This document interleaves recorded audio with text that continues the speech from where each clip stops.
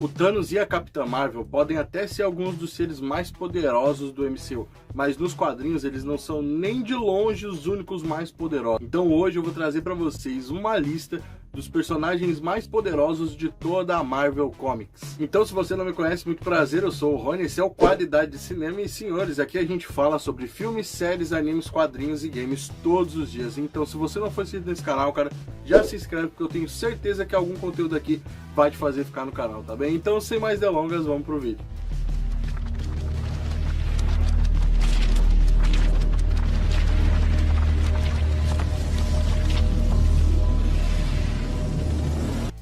Thor. Criado por Stan Lee e Jack Kirby, o Thor fez a sua primeira aparição em Journey into Mystery, de número 83, no ano de 1962. Thor, para quem não conhece, é um dos deuses, se não o deus mais famoso de toda a Marvel Comics. E ele há muitos anos já havia se apaixonado pelos humanos e decidiu virar o protetor pessoal de Midgard, mesmo contra a vontade do pai dele. Vocês devem ver várias vezes ele ao lado dos Vingadores e de até outros grupos de heróis. Mas não é desse Thor que a gente vai falar hoje. Hoje a gente vai falar sobre a versão mais poderosa do Thor, que é o Run King Thor, ou Thor, o Rei das Runas. E essa versão do Thor, Rei das Runas, vem do volume 2 da revistinha do Thor. Se arrepende, obviamente, de ter sido um ditador, e é aí que a Força Odin o larga para ele refletir um pouco mais sobre os erros que ele teve lá no futuro. E lá no capítulo 83 do volume 2 de Thor, a Força Odin volta pro Thor e pede que ele refaça o seu caminho como um deus, e pede que ele destrua aqueles que se sentem acima da sombra do Ragnarok e continua matando Asgard em um ciclo sem fim. O nível de poder desse Run King Thor é absurdo, é uma das versões mais poderosas do Thor. E Run King Thor é um dos personagens mais poderosos de toda a Marvel, e a lista de poderes dele é insana. Ele tem o Good Blast. Esse poder permite que o Thor reúna sua energia vital e a energia da Odin Force, transforme ela numa espécie de raio, e esse raio pode matar até seres imortais. Tem a habilidade de All Speak. Essa habilidade, quando o Thor fala, todo mundo escuta ele falando em seu idioma natal.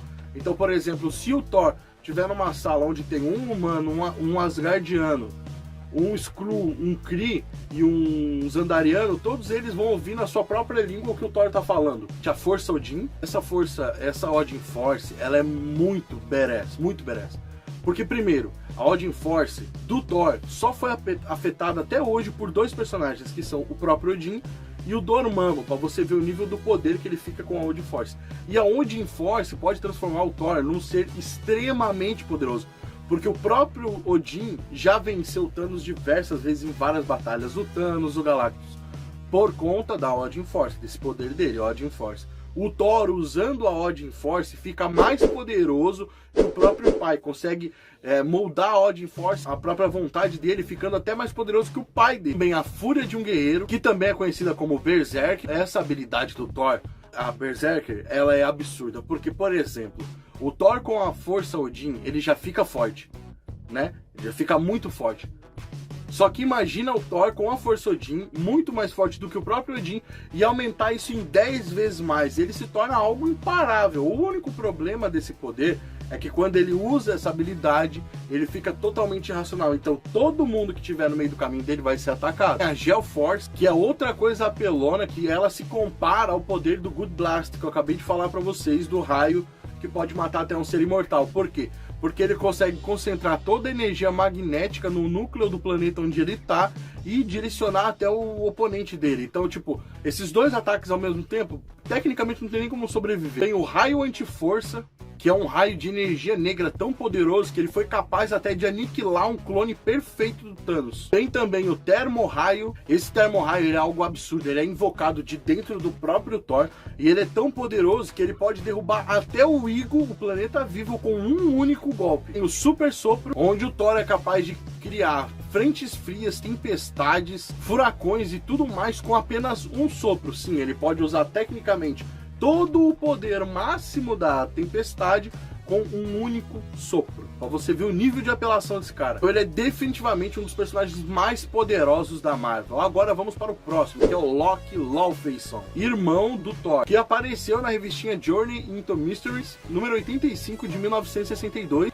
todo mundo sabe que o Loki é meio deus e meio gigante, já que ele foi adotado pelo Odin após a guerra do Odin contra os gigantes de gelo. E ele sempre tá à procura do propósito glorioso dele, seja dominar a Terra, dominar o universo, matar o próprio irmão, dominar Asgard e por aí vai. Mas não é essa a versão padrão que eu quero falar pra vocês do Loki. Nem nenhuma das versões que já apareceu na série do Loki no Disney Plus.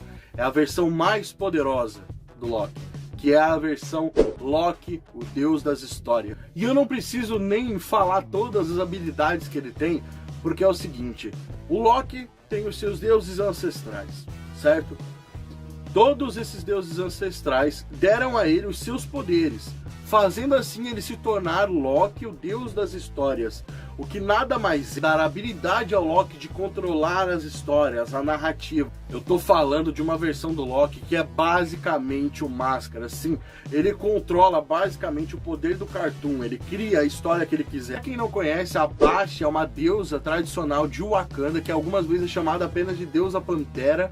Ela protege todos aqueles que tomam o manto do Pantera Negra e ainda por cima protege tanto Wakanda quanto a cidade dos Nortos. Tanto o monarca de Wakanda quanto de Nicópolis servem essa deusa Basti. Sem contar que a Basti também até vai atrás de heróis fora de Wakanda para servir ela, tanto que ela já tentou recrutar até mesmo a mulher Hulk.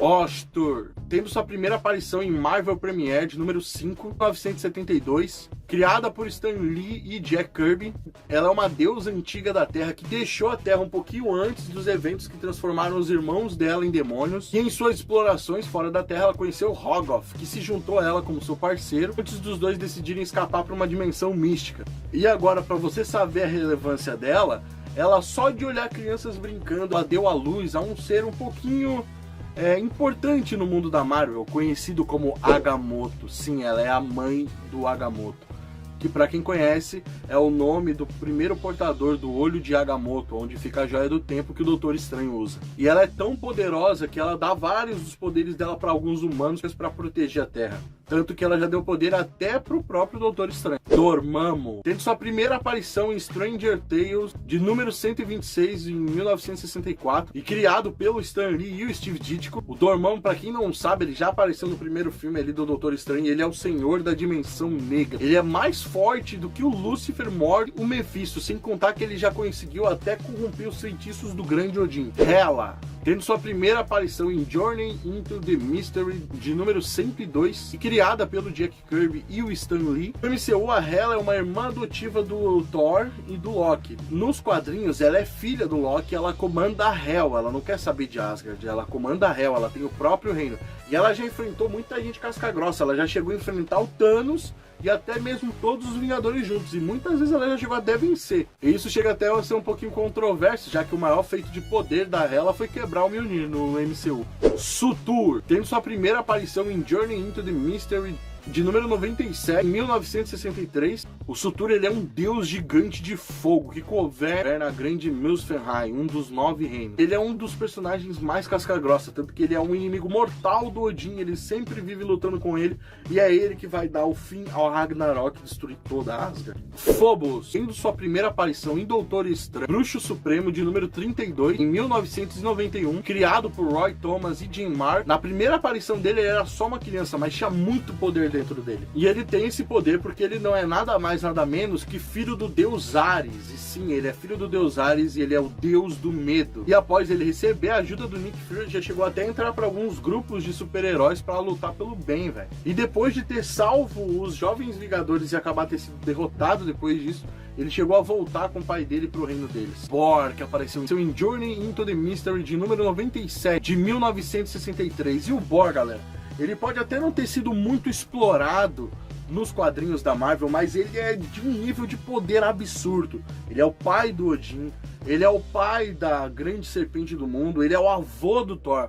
E sim, o poder dele é literalmente absurdo.